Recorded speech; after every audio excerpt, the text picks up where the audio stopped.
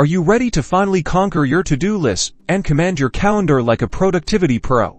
First, let's talk Fantastical. This calendar app shines with its elegant interface and, most importantly, its killer natural language input. Now, Todoist, it's the task management champion.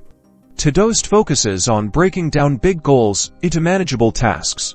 Here's the thing: Fantastical is calendar-centric, brilliant for scheduling events. Todoist is task-centric, ideal for organizing and completing projects. Both play well with others. Fantastical connects seamlessly with other calendars, while Todoist integrates with tons of apps like Gmail, Slack, and more, keeping your workflow smooth. Now, let's talk dollars. Fantastical offers a subscription model, while Todoist has a free plan with limitations and a premium option for full access. Weigh your needs against your budget. So, which one reigns supreme?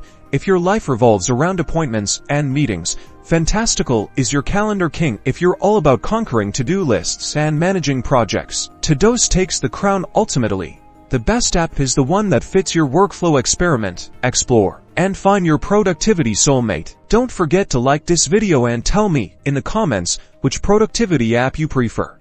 And of course, subscribe for more awesome tips and tricks.